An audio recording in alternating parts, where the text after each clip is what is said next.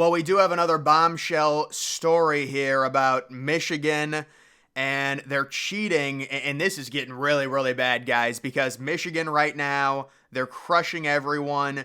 They are number one in college football in a number of key metrics. And I mean, this is not going away. I mean, this is happening mid-season.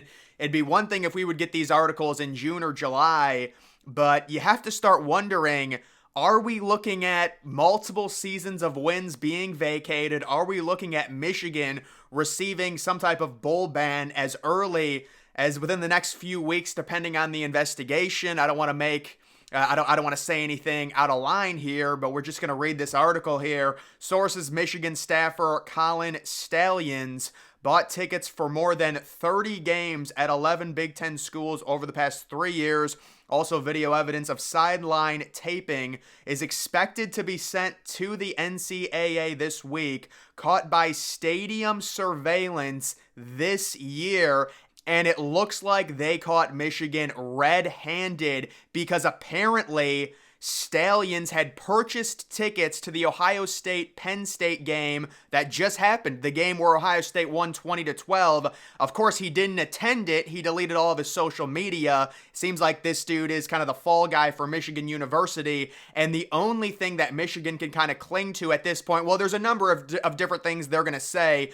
I will say this whole ordeal does remind me of the Houston Astros situation. What you're going to get is you're going to get people saying every team does this, every team tries to steal signs. It's the exact same thing the Houston Astros fans said about the Red Sox, the Yankees. Every team does it. It's not a big deal. That is not a defense, especially when it comes to something like this. You actually have to prove that Ohio State, Alabama, Notre Dame, they deploy people and they hire people specifically for this. This dude was hired for this, and this is really what he does. He's on a salary of about $55,000, and he is supposedly spending thousands of dollars, worth of travel, worth of tickets to go to all these games. Colin Stalions, the suspended Michigan staffer at the center of the sign-stealing probe, purchased tickets on his own name for more than 30 games over the last 3 years at 11 different Big Ten schools, according to sources. How about sources at 11 different league schools telling ESPN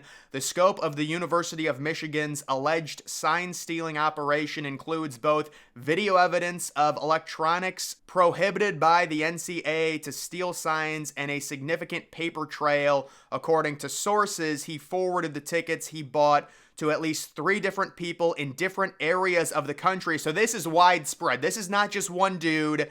There are multiple people going to these games, taping the sidelines, trying to get the signals. The NCAA is expected to receive video evidence this week of illegal technology used in scouting tied to tickets purchased by Stalions, according to sources. An opposing Big Ten school looked up in-stadium surveillance video from a game earlier this year, and sources said the person in the seat of the ticket purchased by Stalions held his smartphone up and appeared to film the home team's sideline the entire game. Oh my goodness. Sources confirmed to ESPN that Stalions purchased tickets for both sides. Think about this. He purchased tickets for both sides of the stadium across from each bench for the Ohio State-Penn State game last Saturday. Michigan plays both teams in the upcoming weeks. According to sources, the tickets purchased by Stalions were not used on Saturday. Stalions' name emerged publicly in an ESPN story, and I would imagine Michigan needed someone to be the fall guy. And it looks like, obviously, he is, considering he deleted all of his social media and he was suspended with pay by Michigan. None of the tickets that the 11 schools told ESPN about involved Michigan as an opponent. The games either involved one or both of the teams that the Wolverines were playing later that year. So this is really bad news for Michigan. Michigan, again, reiterated that it's unable to comment further due to the ongoing investigation, and they are now ranked number 2. And the crazy thing about Michigan at this point, with this whole ordeal coming out, I mean, I think it's I don't want to say it's very clear because Michigan has had a really bad schedule, but I mean, I just looked at the look-ahead line to Ohio State and Michigan. Guys, Michigan is sitting 7-point favorites over Ohio State. It seems like they're clearly better than the Buckeyes this year, and you have all of this coming out right now. I mean, you got to wonder how unique of a situation are we in to where a team that a lot of people think is the best team right now in college football is at the center of a mess in season. This is not happening in the summer, the spring, whatever. We are now into week 9. It is smack dab in the middle. The final weekend in October. Michigan is going into their bye week. They still have Ohio State and Penn State on the schedule. And we're dealing with this, and apparently we're getting new things daily now during the week to where they're going to be sending in evidence of this guy illegally taping both of the sidelines. And the only thing you can really say if you're a Michigan fan, there's probably going to be two common retorts. Number one, the retort that everyone does it. It's the same thing that the Houston Astros fan said about their sign stealing and trash can banging. You're going to have to prove that Ohio State hired someone to do the exact same thing Michigan did. Otherwise that doesn't really matter. That you think that every team steals signs. I'm sure it is true, but when it comes to actually having an operation where you have 3 or 4 different people going to games and just sitting at, strategizing on where you're going to be sitting so you get a clear shot of the bench and recording 3 or 4 hours straight of data. You've got people at stadiums reporting this dude's a wacko. All he does is sit there and record. It's real strange.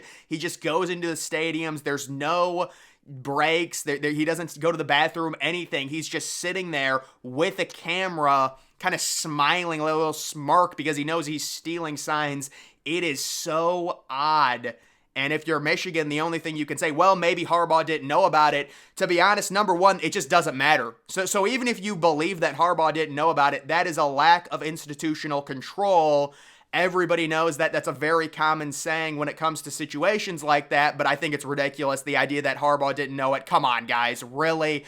When it comes to teams and like Michigan beating Ohio State and things like that, it's definitely like Michigan, absolutely, it's possible they could beat Ohio State without sign stealing, but it definitely is something to where if you look at the overall roster talent, Ohio State is extremely more talented than Michigan. I know that's not necessarily something that should be used in terms of gauging talent. I mean, Michigan, they beat Ohio State down the last 2 years, no doubt about it. Maybe, even if they did steal signs, would it have even mattered? I don't know, but this is a bigger picture problem. And it's not just against Ohio State, it seems widespread.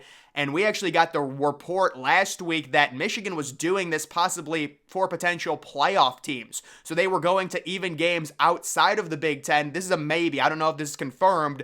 Possibly going to Florida State games, just as an example. Again, I don't know. Or teams like Georgia and recording them because obviously Michigan expected to make the college football playoff.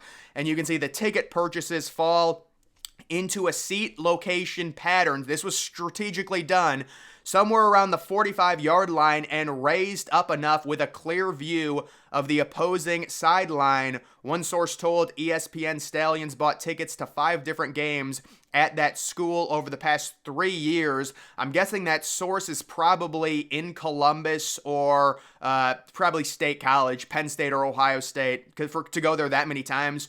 Another said it was 4 games over the past 2 years. A third source said it was 9 games over the last 3 years. I mean, you would think that'd be Ohio State or Penn State. Some of the purchases were single tickets, others were for multiple people, and sometimes seats were bought on both sides of the stadium near midfield. One source said Stallions bought some tickets across from the home sideline in order to scout the home team, which Michigan played that year. But the source added that there's been tickets purchased on the other side of the stadium facing the sideline of the opponent, including one purchase across from the visiting sideline in the weeks before Michigan played Ohio State. In the back half of last season, for example, tickets were bought by Stallions on both sidelines for one league game where Michigan had both opponents remaining on the schedule. And then there you can see the rules. The first rule in question is scouting in opposing stadiums, which has been in place since 1994. The second potential rule being broken, evidence of which has not been reported, could mean that Michigan violated Article 11, subsection H of the NCAA rulebook. Any attempt to record either through audio or video means any signals given by an opposing player, coach, or other team personnel is prohibited. It's unclear who was funding the purchases. This guy makes $55K per year. Obviously, he cannot afford this travel. He cannot afford these tickets on a salary like this. This was an inner workings operation funded very likely by people within the Michigan football program. At least that is my theory, and I'm sure a lot of people have that same exact thought. Now, how can Michigan really get away with doing this? If you go back to the Houston Astros scandal, and a lot of people wondering how did the Astros not get any suspensions, I think one of the big reasons is because MLB knew that a lot of other teams were doing something similar to the Houston Astros. Now, the Astros were the ones dumb enough to actually use trash cans, meaning you could catch it on camera and hear the banging, so the general public knew that they were blatantly cheating. But possibly other teams were doing something, and the idea is if you punish the Astros, you would have to punish other teams. It's the same idea with recruiting. So we know multiple teams have blatantly cheated in terms of recruiting and manipulating NIL. The issue is every team is doing it. So are you going to punish Miami for cheating in recruiting when Texas A&M is doing it 5 times worse when other teams are doing it? I mean, every team is doing it at this point. So the only way Michigan could get out of this is if they had evidence of other teams doing the exact same thing. And at this point, it doesn't seem like they have anything like that. So the NCAA possibly will really come down hard on this in the form of bowl bans, removing scholarships, as well as vacating the last 2 or 3 seasons, all of their wins. The allegations against Michigan could be greater than what got the New England Patriots in trouble during the Spygate scandal that unfolded during the 2011 season. The potential of these allegations being added to the NCAA case could increase Coach Jim Harbaugh's exposure to punishment by the NCAA's head coach responsibility rules, which essentially state that the head coach is responsible for everything that happens in his program. So yes, Harbaugh is already being investigated here for previous rule violations. Now, I really didn't agree with the previous rule violation. It was really more than that, but either way, I do think that's kind of ridiculous. But remember, Michigan self-imposed Harbaugh a 3-game suspension when the NCAA was looking at a 4-game suspension, and the NCAA said, okay, we'll revisit it next year. Michigan says, let's try and get this out of the way right now because we have a tougher non-conference schedule next year. We face Texas. This year we're facing no one. Let's give Harbaugh his 3-game suspension, self-impose it, so next year when you're potentially looking at a 4-game suspension, the NCAA will be a lot softer, and maybe Harbaugh would only be suspended 1 or 2 games. There's also a ton of speculation going on right now that Harbaugh is gone after this year, possibly going to the NFL. But again, the uniqueness of this case, it's happening mid-season. So what happens to Michigan the rest of this season? Do they play it out? Does the investigation get put on hold? It doesn't seem like it. Seems like there's new stuff coming every single day. And the only way out of this would be if you're Michigan to try and prove that other teams are doing the exact same thing with an operation similar to yours. But it doesn't seem like that's very likely at this point. So we will see what happens, guys. This is a crazy situation. But we're just going to have to let the investigation play out. Obviously, there's really not much I can say on it. Either way, that is going to do it for this video. Make sure you're following me on X. Link to that's always in the description.